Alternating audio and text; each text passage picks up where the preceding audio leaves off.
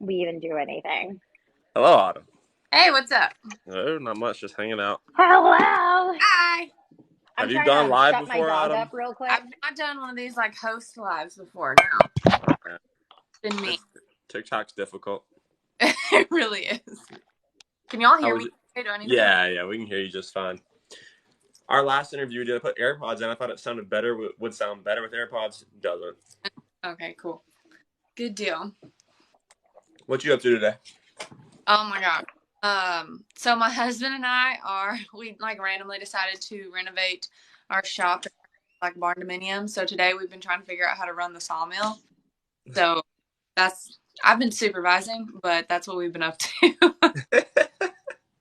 Y'all are renovating yourselves? Yes, we're gonna try to do like everything ourselves. So Okay, please tell me you're going to be documenting this whole entire process and like putting it somewhere for me to see. absolutely, yeah. So right now, like we're cleaning out the shop because he's had it for like years and just doesn't use it, right? And I'm the kind of person that's just like, let's throw everything away and start from scratch. He's like, no, didn't use it. So I'm documenting everything. Oh my gosh. I Just, love that. So do you Cool. live in Nashville? no, I live right outside of Tupelo, Mississippi. Oh, okay. Well, my best friend, he's a golf coach at Ole Miss in Oxford. Oh, okay, cool. Yeah, I not far. love, yeah, Tupelo and Oxford, they're beautiful, beautiful Yeah, cities. love it.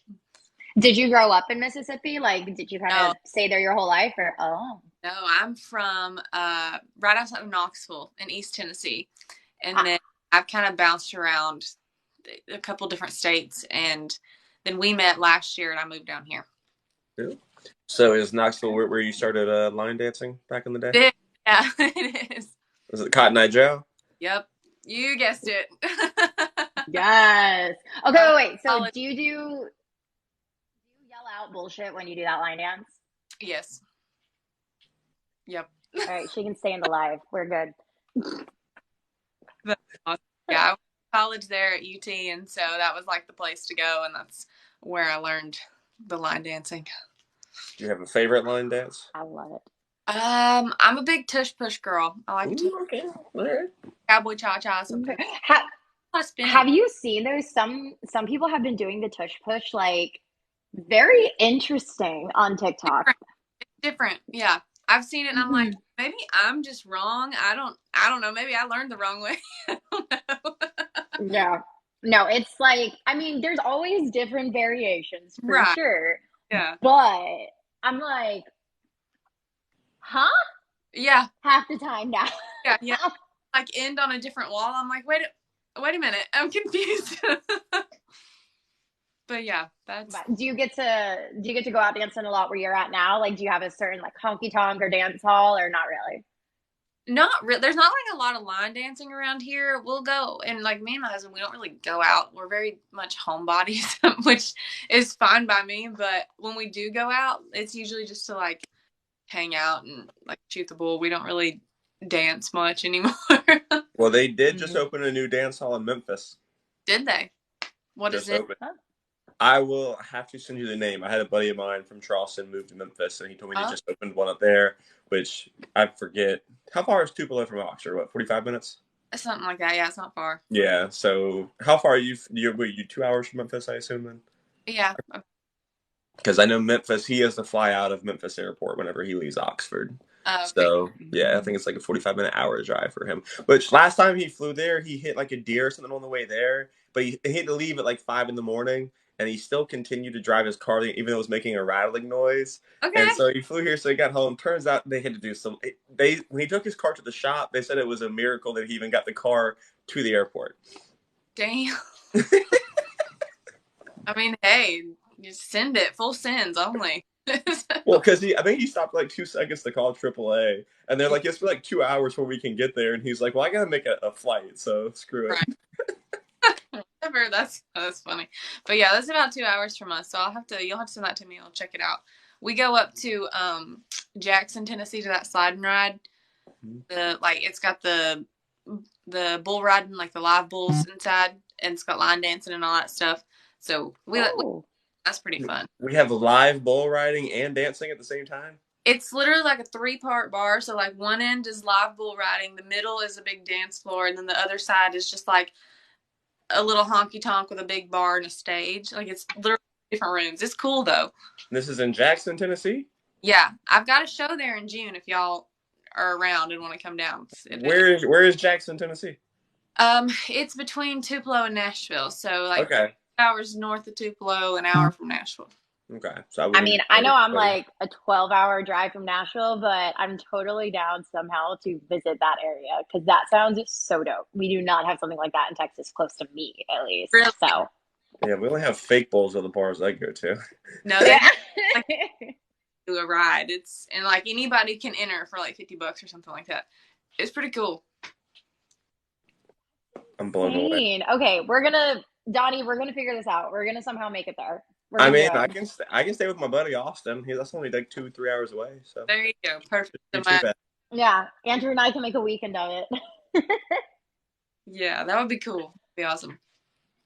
That'd be so dope. Okay, so we're definitely gonna like keep that in mind for June and see how we can all just like hang out. That would be awesome. I love it. So then what's your day-to-day like where you're at? So I do so music is my full-time job. That's what I do. That and social media. So I'm a stay-at-home wife first and foremost. You know, I get up in the mornings and make breakfast and send him on to work, and then I make lunch and dinner and like clean the house and all the wife stuff. And then in between that, I'm either riding or we have a ranch here. So like we got cows and horses and dogs and all kinds of stuff to take care of. So I'm taking care of all that. No. And then in any downtime, I'm writing or creating content or booking shows or doing like Zoom writes with other artists out of Nashville and stuff like that. So it's pretty chill over here, pretty laid back for the most part. And then when we hit the road, like I usually plan it around his work schedule. So he goes with me and we pack up and we go and we come back and we got all these animals to take care of when we're back. And it's pretty chill though. Aw, that's cute. And now for when you're talking about social media, is it you and doing like your own social media or do you handle other accounts as well? Kind of talk to me a little bit about that. Yeah. Me, I've grown all my social medias organically by myself, just mainly from TikTok. And I really just do TikTok and Instagram, but that's it really. You know, I mean, you know how brand deals work and stuff like that. And then my own content and my own music and pushing that as far as songwriting goes and things like that. So, but as far as platforms go, yeah, it's just mine, just me. Now you just did a songwriting session with our friend Carly. Oh, you knew Carly? Okay, cool. Yeah, she's awesome. Yeah, we did Song Suffragettes in Nashville, that was my first time there, which was awesome. There, everybody was super welcoming, which was fun. You know, you always get nervous about that. Yeah. But yeah, that was fun. Yeah, Carly and James are great friends of the show. Okay, cool. I did not know that. Yeah, she was I love her. She's really nice, really talented for sure. Yes. Yeah, they both are so sweet. So such a small You said world. you went to Nashville for this writing? Yes. So Tupelo is like, I don't know, 3 hours or so. So we actually drove up, spent the day up there and like hung out and then went and did the writer's round and we drove back that night. Which I typically do that. Like my studio's in Nashville too. So anytime I'm in Nashville to work, I'll just drive up for the day and drive back or maybe like stay that night or something. I'm on the road a lot when I'm working, but when I'm not, like I'm just here at the house. Like I never leave. So how'd you meet your husband? Was he in Nashville at the time? TikTok. Yeah. TikTok. I met him. Oh my goodness. That's adorable. Yeah, it worked out. You know, you hear horror stories, and I was like, yeah, I'll just go hang out with this random stranger that I've never talked to a day in my life. But it turned out good. You know, Did he come to you, or did you go to him? Well, he was supposed to come. We were supposed to meet halfway, and then he ended up. He's a lineman, so he was on call that week. And I was like, it's fine. Like I was already head over heels about this guy. I was like, it's fine. I'll come see you. I don't care. Whatever. So I drove down.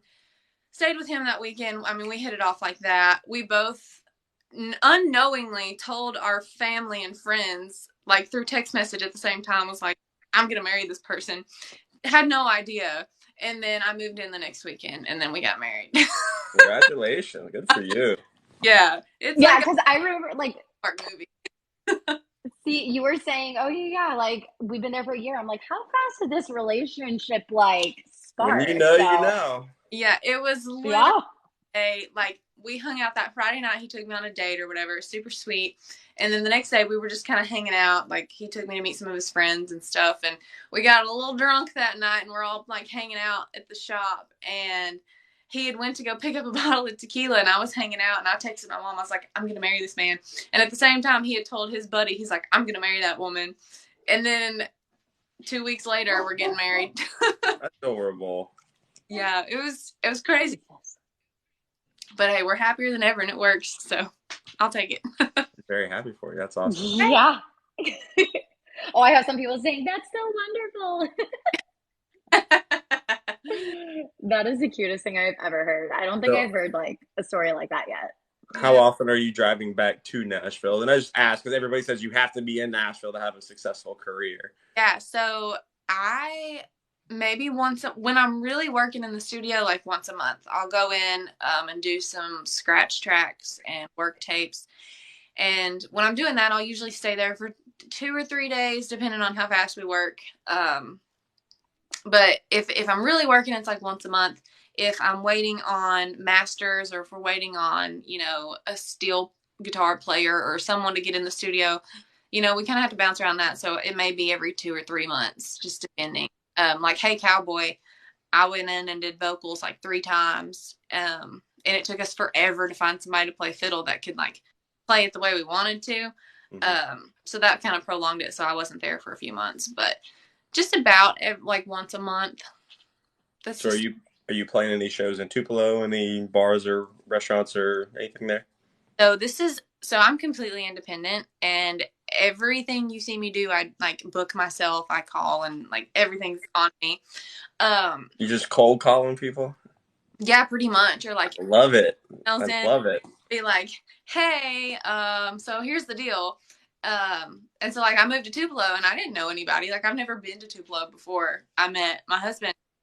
And so luckily, like him and his family, they have a lot of different connections, and they know a lot of people around here because it's really not that big of a town. And so they're like, hey, reach out to so and so, or we know so and so. So I'm just over here like sending my email and my phone number and contacts, like, hey, I'm a new artist to town. I'm from, the Nashville area, blah blah blah. Do you need a show? Like, do you need somebody to book for you? Because I'm available, and it's working out. So I'll take it. Nice. And then And so then do you yeah, go ahead. go ahead? Oh, Well, I was just so I was just piggybacking off of Donnie though, like do yeah. you particularly think though that like you have to be in Nashville to have a career, or do you think that as long as you're independent, you're putting out the good content and then you're kind of like smart in your strategies, you can kind of make it anywhere? What are your thoughts around that? I don't think you have to live in Nashville to be successful. Is it helpful to be like if someone last minute needs a fill in, or last minute has an opening for like to write? Yeah, it's really helpful to be able to just run downtown and meet them. But I've done so much stuff over Zoom, especially like after COVID and TikTok took off. Like a lot of my stuff is done over Zoom.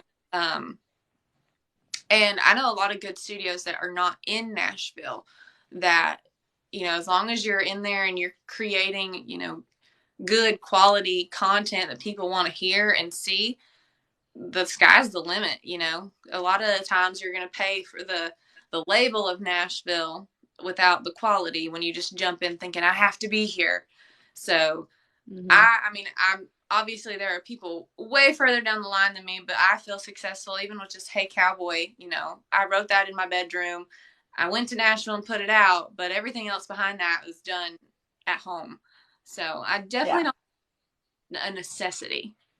Just so you know, Autumn, somebody came into my live and said, "Oh my God, it's Autumn," with exclamation points in all caps and all hearts. I think she's a big fan. So I'm very curious with this because I see some very successful artists who have like no social media following. How did you initially blow up on social media? And is your goal to get a big enough following to try and get a good label deal, or is it you just want to stay independent? Or kind of like talk me through your thought process on that. So when I first decided, like, okay, I can do this, I had no idea what I was doing, and B, I didn't think it was obtainable. You know, I went to college for agriculture, like that was my lane. But I was posting TikToks while I was in college, and I posted a cover of "Nose on the Grindstone" by Tyler Childers, and it went viral. And I was like, okay, maybe I'm not the only one that thinks I sound halfway decent. So I kept posting and posting, and that's kind of where that following grew. And then eventually it trickled over to Instagram. And it just, you know, I would post covers. I wasn't even really writing my own stuff. I had stuff that I'd written, but I was like, this is terrible. I'm not going to post that. So it was just covers. And I posted my first original, which was a song I've not even put out yet. A lot of people that follow me probably remember it, but I'm like, I don't feel like putting it out. But people were like, oh my God, this is great. You have to put music out. And I'm like, well, shit, okay. Well, now where do I go? So figured out the whole process of putting music out and how that works, because, you know, there's a lot of behind the scenes stuff as far as copyrights and production rights and all that stuff. So I figured that out. Got in a studio and put out my first single, and I really expected it to flop, because I felt at the time I had like 120,000 followers maybe on TikTok, and I was like, nobody knows who I am. Nobody's gonna know to go listen to this stuff. You know, you underestimate yourself more than you should. And I just every day I was posting like 5 freaking TikToks a day with the sound, and then Dimps took it and used it in a video, and it from there it just went, and I was like, all right, cool, this is great, like this is working. And so I also hit it TikTok at a time where the algorithm was really, really working for independent artists. Like, you didn't have to have any type of production or anything behind it. It was just pushing music left and right. And yeah, it just kind of organically I woke up one day and was like, where did this come from? Like, I don't know where this came from. And then I put the single out, and I don't know how many streams it's got now, but we hit 100,000 in the first like 2 weeks, I think, which for me, feeling like a nobody. Nice. Like, I never understood how the numbers, like the TikTok numbers correlate with the Spotify numbers. Like, how do all these people, I don't know, but it's working. So we kept posting. And at my studio, it's a distribution company too. So they have like a marketing team and everything that was giving me some direction, which was very helpful, because like I do this all on my own and I'm lost. But all I knew was like, post some content with my song on it and pray to God somebody sees it. And it worked, and that's kind of where we're at. Like, that's how I got where I'm at. And then I posted Hey Cowboy, and that was the one that really turned my Instagram and my TikTok like over tenfold. That one took off, and I think the original acoustic video of me singing it was it's at like 800,000 views or something like that. I don't know. And there's so many videos of people that have used the sound, that have used it for like a loved one they've lost. No. And just correlating it to their own lives, which that was my first taste of music actually matters more than just, you know, like a fun song you hear on the radio that you want to turn up and sing to. And so that one was when I was like, okay, obviously people care. And I was like, all right, I got to keep going. Like, I got to keep pushing. So we put Hey Cowboy out, and that one's blown my mind. You know, I still feel like a little nobody that just like puts music out that I like to sing. But, you know, it's honestly the power of TikTok. Like, it is a real thing.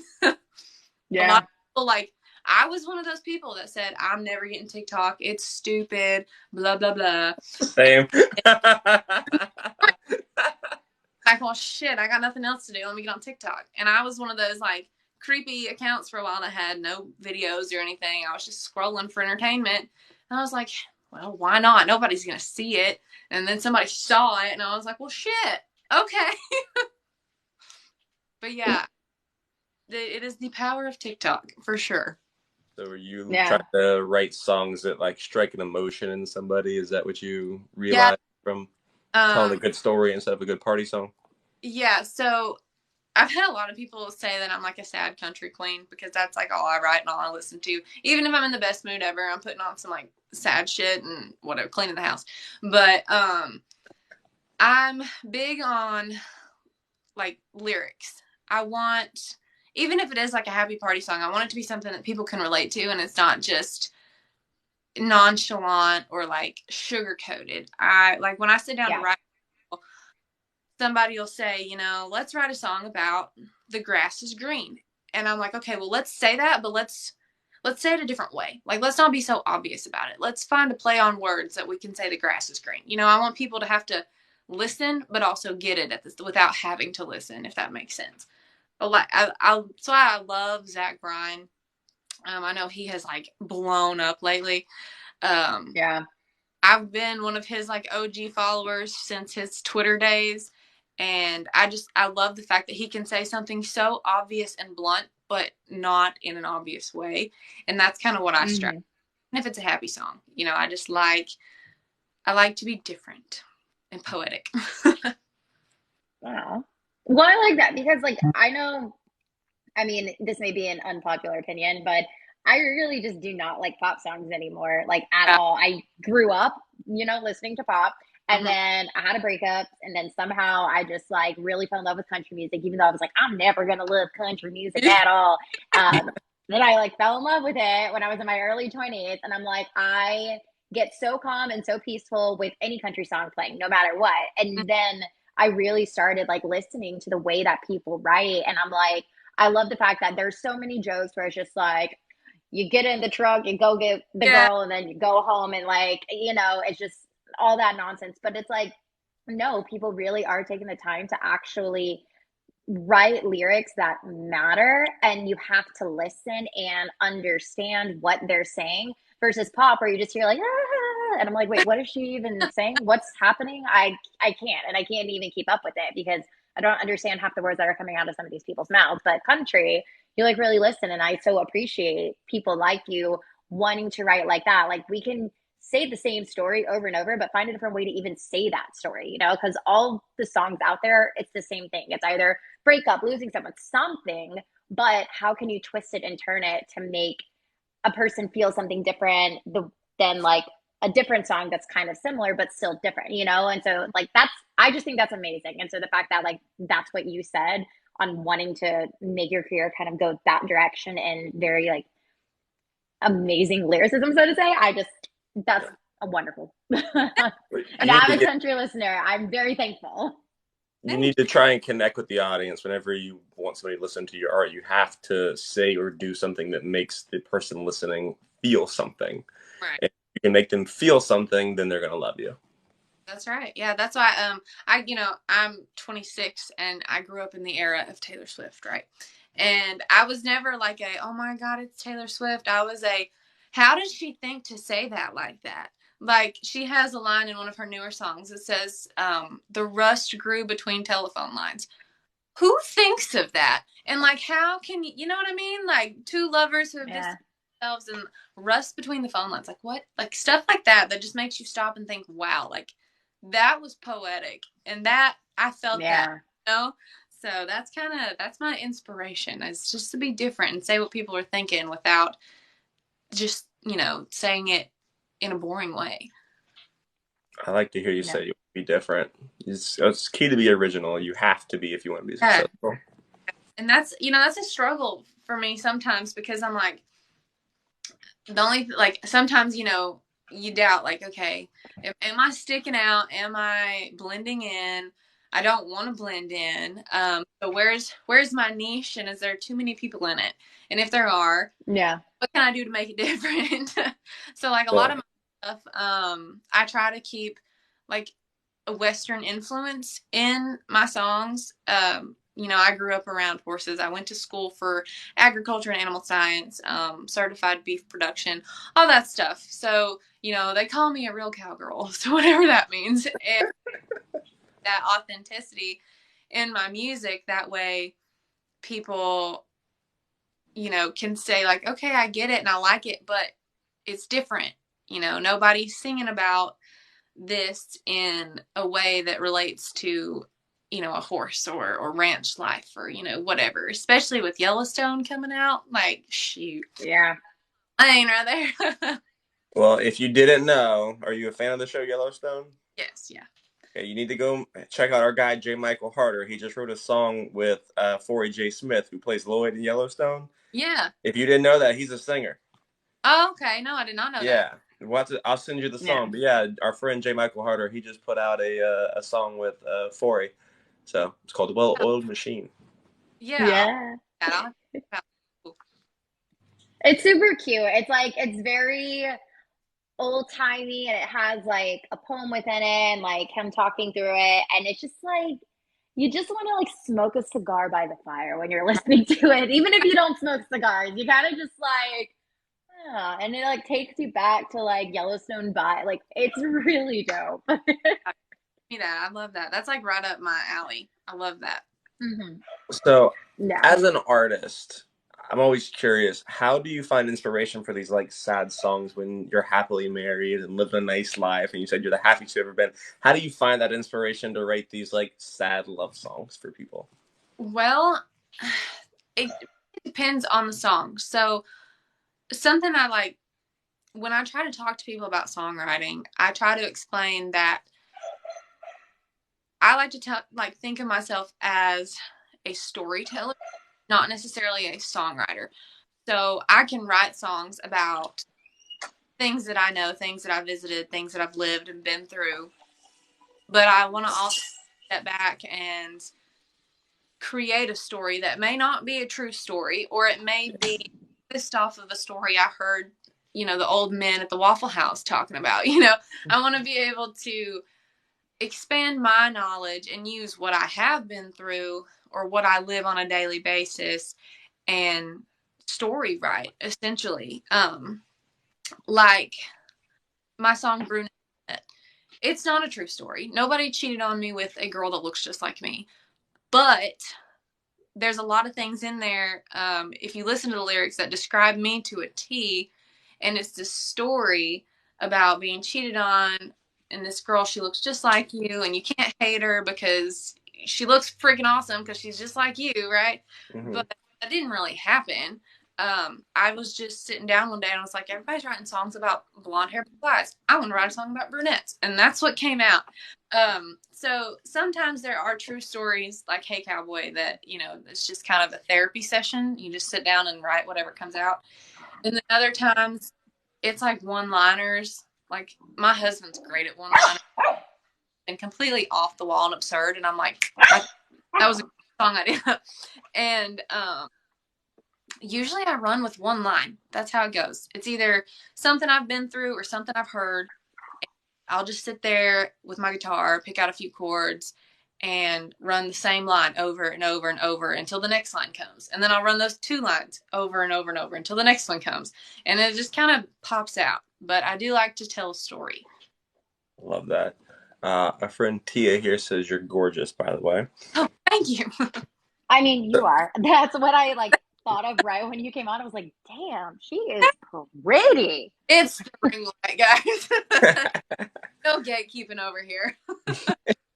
Now, do lyrics always come first for you or the instrumentals? Usually lyrics. I really, really like melodies. I like a melody that, again, it seems different. Like there might be a little run in the middle instead of the end, or like a key change somewhere. I don't know. Usually it's lyrics. And then I'll sit down with my guitar and I'll start with like a super simple chord progression. And I'll just hum until I'm like, does this sound boring? Does it not? Until it's like almost so different that it's not practical. And then I'll usually stick with it. It'll be like, because you'll take it to some producers and they'll be like, you got to chill. Like, we need to pick one level here. And I'm like, no, we're going to do them all. We're going to do them all. So I'm lyrics first usually, and then a melody. Okay. So you talked about your TikTok and socials kind of blowing up. I mean, at what point did you decide to, hey, this is going to be my full-time career? And have you experienced any negativity where anybody was like, made you feel or second guess your decision of trying to become a full-time singer? Um, I let's see. Well, so I had graduated college, and the Tyler Children already kind of, and that's when maybe this is a career idea. Sure. I graduated college a few months before the COVID quarantine stuff happened. So I was still working a retail job at the time. And when everything was shut down, they laid us off and everything. And I was like, well, I've got to find a way to make money, and there's nowhere else to get a job right now. So I just started posting on TikTok like multiple times a day, every day, and was doing lives and stuff and trying to figure out like where to go from there. And I got a little bit of validation from that because, people were listening and people were commenting, and I've been really blessed to not get a lot of negative comments. I'm waiting for them. I know they're like, it's going to happen. I'm going to have my day, but I really haven't gotten many. And I don't know if it's just like people don't want to hurt my feelings or what, but I'm going to take it. Silence is great sometimes.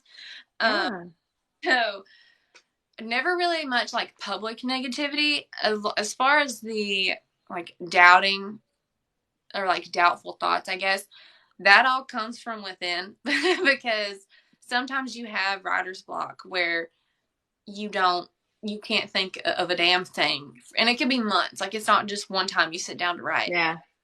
You can get in a slump, and that's kind of when, especially like in the winter when, seasonal depression hits, where it's like, there's no inspiration, there's no creativity flowing. So I'll just put my guitar down and I won't touch it for weeks. And then it'll just come back. And I'm like, okay, I'll sit down, I'll write a chorus. And I'm like, I'm impressed with myself. I'm like, that was good. And it's time to put it up before I ruin it. So that's really where the self-doubt comes in, because you see some people that come in behind you who start after you and they take off way before you. And you're like, well, what am I doing wrong? And there's always going to be self-doubt and self-question. Yeah. But it's a matter of like how you use that. Because a lot of times when I found myself doubting, I'm like, well, I wasn't consistent with my content the past 2 weeks, or I wasn't consistent with my routine and my writing this week, or I've not reached out to put another brain on this song to see if maybe I'm just missing the mark, So a lot of the times my self-doubt definitely comes from within, but it's because of something I've caused. And like I said, I've luckily not had many hate comments. So must be nice. Yeah. With it. Well, it's good. It's good that you can also reflect and understand, okay, why something is either working or not working. And so that's really respecting. Yeah, I'll sometimes, like, I'm such a homebody. Like, if I don't leave this house to even check the mail, it's cool. It's Gucci. I don't care. Like, I'm good.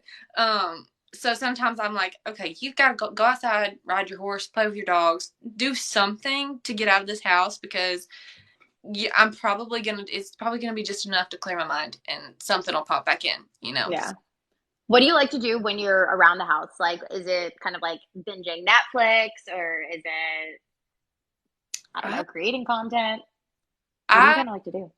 I'm a busybody. Like, I like to I can't sit on the couch and watch TV for too long unless my husband's home, then like we're binging Netflix. But if I'm home by myself, I am doing something. Right now I have a litter of puppies, so that's taking up a lot of my time.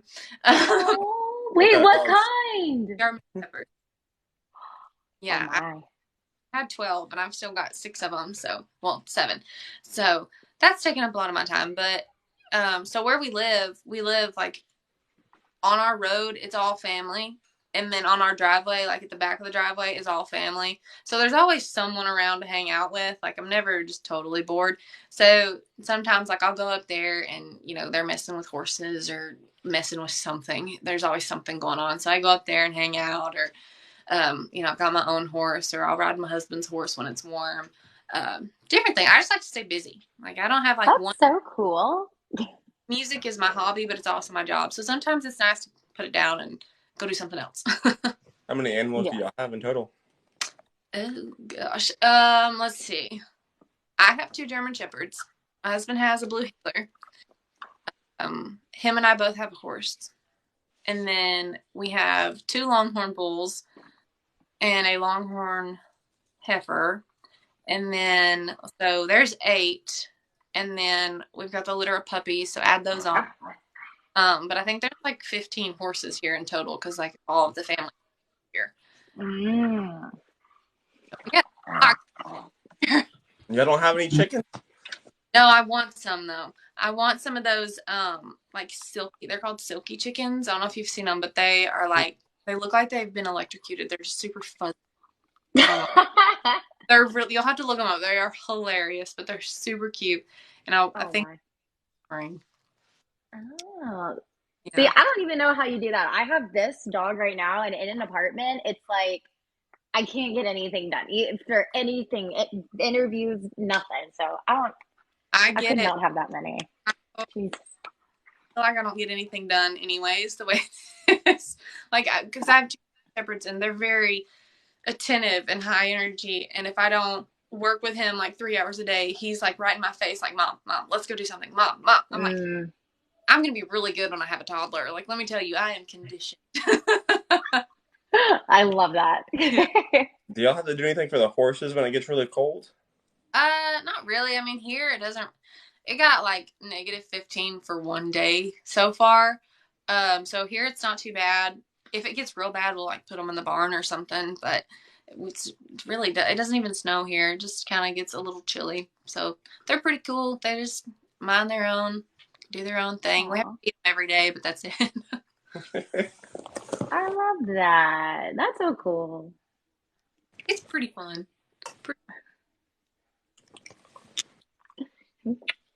Cool. So have you been dancing at all in Nashville? To Nashville Palace or Wildhouse? Have you gone dancing at all in Nashville? No, I don't think I have. What? No, I don't think so. I've been, so that's right outside of Nashville. You went to which one? I'm sorry. Cahoots. Oh, okay. Yeah, it's in Lebanon. Yeah. Yeah, I've been there. That was fun, but not like let's see. I've been by Nashville Palace, but there wasn't much going on the day I went by, so I was like, I'm not gonna stop. I'm just gonna go on to the hotel. But no, I don't think I have. I've done Broadway and stuff, but I don't think that really counts. So you haven't been to many dance halls then? Mm-mm. Okay. Nope. Well, I need to make it to Nashville. I've heard the Palace is fun. We got a few friends there. Yeah, I've seen Isaiah. I've seen him on TikTok. A few others like Oh, Isaiah. Yeah. No, yeah. Yes, yeah, Isaiah's cool. Radio Rod. I know he dances there. He DJs there. Yeah. He was just hanging out with my friends Chris and Sarah at our whiskey night, so I actually got to meet him like 2 or 3 weeks ago. At Whiskey Jam, Tristan Merez and Joey Greer and a couple other people played that night, and I went to see them, and they were all there. Nice. I swear, this country world, it's like, it's small, but it's big, but it's small. Yeah, everyone knows everybody, but it's like, but when you ask somebody, like, do you know this person? They're like, I don't know who that is. But they know everybody else. Like, yeah. It really is. The crossover is crazy, but I love it. I look great in the hat. I saw it. That was cool. I love when they just like pop up. They're like, oh, hello. I've never asked the singers, how do y'all remember all the words to all these songs, especially cover songs? Like, how do y'all do it? And how many songs do you think you could sing off the top of your head right now? Oh. I can tell you right now, they probably wouldn't be my own songs. I really don't know. So, I don't know. Like, sometimes I'll be singing a song I wrote. Like, well, my in-law side of the family, a lot of them play guitar and sing and stuff. And we'll be all hanging out, singing. And they'll be like, all right, play one of your songs. And I'll play one of mine, and I'll get the second verse. I'm like, shit. What are my words? I don't know. So yeah, it just lots of practice. When I play like fill-in cover shows, just like little dive bar cover shows, I usually have my phone up there because I will forget the words Like, I know every freaking word to shit, now see what It happens. yeah, Texas Rain. I play that. I get that requested all the time, and I know every single word. But when I get up there and I'm like, what the hell? Like, I'll play an extra intro because I'm like, how does this song start? I don't even know. What's the most requested song whenever you're playing? Most requested? Like of my own or cover song? Both. Okay. Most requested is probably Wagon Wheel. I don't cover Wagon. I won't do it. And then of mine, right now, it's been Brunette Roulette, but if it's not that one, it's usually Hey Cowboy. I like to cover a lot of Texas country, though, so a lot of people will, like, at least here locally, they don't really know a lot of, like, red dirt stuff. And so, like, Turnpike, they don't know Flatland Cavalry, then that's, like, the stuff I cover. Like, I'll cover Giovanni and the Heart, you know, like, I cover a lot of that, and people will hear that from me, and they're like, well, we were expecting, you know, radio country, so now we don't know what to request from this girl because we don't know what the hell she knows. So they kind of just let me do my own thing. Sometimes I'll come out with, like, Fat Bottom Girls or something, and that gets them going, but that's about it. Oh, nice. Have you ever played a show in Texas since you, like, do, like, a lot of red dirt songs? No, I haven't. This is my first year booking shows outside of, like, local venues, so I'm hoping to land a few in Texas, but I've not played. Let me know, because I'm definitely, like, down road trip. I'm down. I want to play in Texas. I want to go to the Stockyards. I want to play down there. I want to, yeah. That'd be dope. Yeah. Do you have any EPs or albums you're putting out this year? Not at the moment. I think I'm going to stick with doing singles. That's kind of easiest for me as an independent, just because albums are such a big expense. Yeah. I mean, a lot of people don't really know how, like, putting an album together works. And can you give us I don't know, so can you give me a slight rundown on what goes into it? Yeah, so let's just say we're doing, like, a 5-song EP. You have to go in, and for each song individually, you have to do a scratch track, which is usually just me and a guitar. Like, here's my idea, here's what I want it to sound like, whatever. You sit down with your producer, and usually your producer is pretty inclined on, like, a guitar or a keyboard or something, and they'll put something together, and you'll run through, like, a million different ideas for each song about, like, what you want it to sound like, where you want riffs, where you don't, what kind of instruments you want in each song, etc. And then, at least for me, like, some people do it all electronically, but for me, I like, you know, organic instruments. I want someone in the studio with an instrument playing it. And then after you do that for each song, you are going to have someone come in to do your rhythm acoustic guitar. You're going to have someone come in and do your electric guitar, your drums, your steel guitar, your violin, whatever you have on that song. And they can either come in the studio, or a lot of people do it from home and send it to their producer. Like, they're called session, like, artists. And so they'll do that. And then your producer will send you your scratch vocal with whatever scratch instruments on it. And if you don't like it, you send it back and say, change it. I was imagining it to sound more like this instead of that, you know? So it's a lot of back and forth. And then once you have all the instruments how you like them, you go in and you do what's a final vocal, which sometimes does not end up being your final vocal. And it's an all-day thing, usually like 8 to 10 hours. You're singing the same song over and over and over until you get it exactly how you want it. And then the producer will go in and work his magic and tweak all the instruments and tweak your voice and make everything mush together the way they need to. And then they'll send it back to you. And there's 9 times out of 10 something you got to change.